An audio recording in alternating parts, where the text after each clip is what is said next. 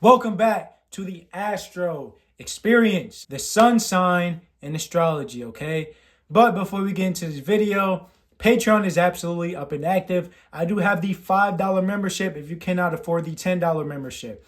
You will still get access to free breakthrough interpretations, early access, and exclusive access to certain videos, but you will not understand the totality of your chart as well as understanding other people. But when we talk about the sun and astrology, okay, there are many different schools of thought when it comes to astrology. Many Western astrologers consider the sun or either the rising to be the most important planet or aspect in the birth chart. But me personally, I think that is the moon sign, okay? But in reality, the big three in general, sun, moon, and rising, all of them are absolutely important and they all show you different parts of yourself. So when you talk about the sun in astrology, many astrologers also interpret the sun as being your soul. I do not agree with that, okay? I think that the sun is your ego. The rising is your persona or your aura or the vibe that you give off. And then your moon is actually your soul, okay? So when you talk about the sun, what is the sun doing? The sun is shining. The sun is what you see. The sun illuminates wherever it's at. The sun illuminates Earth. It gives life, vitality, okay? Energy, okay? So the sun represents what you see, okay? So I'm a Capricorn sun sign. What I see is practicality, stability, ways I can be cardinal about Earth. So ways I can start, initiate, and create new ways of being practical and realistic. If you're a Pisces, what you see is mutable emotions. What you see is being relatable emotionally. That's what you see. The sun also represents your actions, okay? What your actions actually are. The rising is how you go about those actions. And then your moon is your reactions, your inner world. So the sun represents your outer world. The rising is how you go about in the outer world, but the sun is also what you actually do. I understand that the big three can get absolutely confusing at times, but in its most simplest terms, this is how I see it, okay? From my measly half a decade of studying astrology. The sun is your ego. The sun is what you see, and the sun is your actions, okay? Your rising is how you act. The rising is your personality, how people see you, the lens that you wear when you look at the world. The sun is the things that's actually in the world.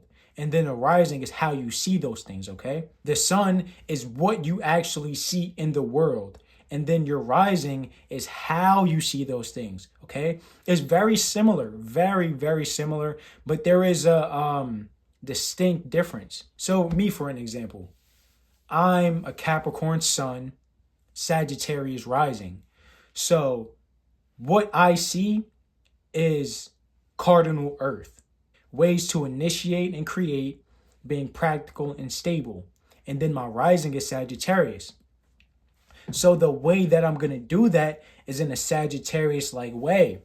It's going to be in a free, expansive, upbeat, optimistic kind of way, okay? The sun has its absolute utility in astrology. I just do not emphasize it as much as the moon, okay? The sun also represents masculine energy, the yang energy. Your moon is your yin, your feminine energy. So the sun is what you push out. The rising is how you go about that, okay? Stay with me because I understand that this can be very confusing for beginners. So this is how I see it, okay? Say you have a VR headset on, okay? You're playing VR. You're on the headset. You yourself, the one that's on the VR, that's your moon sign, okay? That's who you actually are inside. The sun is what you see in the VR. So let's say you're playing a racing game. Let's say you're an Aries, okay? You're playing a racing game. What you see is competition. What you see is cardinal fire. So you want to be the first, okay?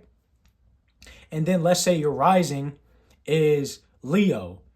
You're going to go about that in a presentable center stage kind of way. So you might talk shit while you play the VR, all right? That's how you go about it. But what you're actually doing is competing and trying to be number one, all right? So let's say you're playing the same racing game. You're a Cancer sun. So what you see is cardinal water. What you see is starting, creating, and initiating emotions and feelings, okay? That's what you see. Let's say your rising is Taurus. How you go about what you see is fixed earth, being stable and fixated on one thing. So if you're a Cancer sun, you might not want to be first place just to be first place. You might want to be first place because it sparks an emotion in the other person, okay? It's two different motivations. The Aries sun would want to be first because that's what they want to do. Exalted sun with Mars there. Cancer may want to spark an emotion in somebody. It's ruled by the moon. So the moon deals with tides, emotions, okay? So the Cancer may want to be number one just to make you feel like shit. And then the way that they do it is in a Taurus way. A fixed, practical, stable way. So this person may even study how to play the VR just to beat you. They're going to be fixated on it. They might be obsessed with it, and that's the way that they're going to go about it. Let's say you're an Aquarius sun, Gemini moon, Virgo rising, okay? So an Aquarius sun, what you see is fixed air. So if you win a race, what you're going to want to do is just talk about it, okay? That's going to be your actions and what you see. Virgo rising, the way you go about it is mutable earth. So you're going to be relatable and practical. So the way that you go about winning the race might be detached. So if you're in a go-kart, you might bump them and be like, damn, yeah, that's nothing personal, bro, but I'm just trying to win this race. Mutable earth, okay? They're still relatable. It's nothing personal, but they're still being practical about what they're doing, which is Aquarius, okay? And then if they're a Gemini moon, their reactions, their inner world, their emotions is going to be communicative.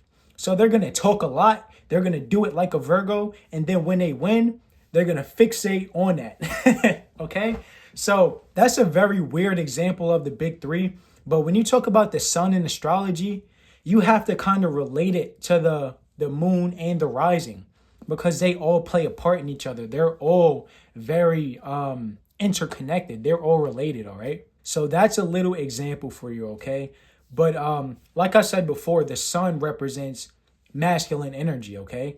The moon represents feminine energy. So by extension, the moon represents your mother. And then the sun, Saturn also a little bit, but the sun represents your father figure. So if you're an Aquarius sun sign, you and your dad may have a semi-detached relationship, but you guys are still cool with each other. It's kind of like a weird relationship. Like he doesn't feel like your dad. He more so feels like an associate. Then if you're a Cancer sun sign, you and your dad's relationship might be a little bit more emotional.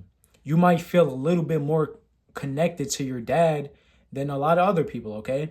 Same with Pisces, okay? But Scorpio sun signs deal with a lot of emotional manipulation, a lot of emotional turmoil, a lot of emotional wars. It's like a love and hate relationship with your dad, okay? That can get really toxic really quickly because I've seen this shit in person. But all in all, the sun sign is absolutely important in your birth chart.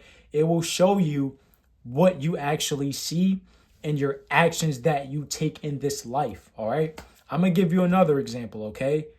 Gemini. If you're a Gemini sun, what you see is mutable air ruled by Mercury. So what you see is relatable, adaptable, and being connected through communication and ideas. So Gemini suns may talk a lot, all right? And then if you have planets aspecting your sun in your birth chart, that'll give you a little bit more intricacies into what you do and what energies actually influence your actions as well as what you see. So if you have Mars squaring your sun. The square represents a... My bad, my storage just cut out, but the planets aspecting your sun will influence what you see and the actions that you take in your life. So if you have Mars squaring your sun, the square represents attention, okay? It represents lessons that you need to learn. So if you have Mars squaring your sun, your actions may have a lot of tension, a lot of built up aggression behind it. You may feel like you receive a lot of aggression from others, or you may feel like you don't know how to manage your anger like that, and your aggression, and your willpower, and your passion, and your motivations, okay? So pay attention to the aspects to your sun sign. That'll give you a little bit more insight into your actions and what you see from the world, okay? And what people see from you also. So my storage is probably about to go out again. I will absolutely make a part 2 to this video because I am always expanding, always growing, always learning, okay? So part 1 of the sun sign and astrology.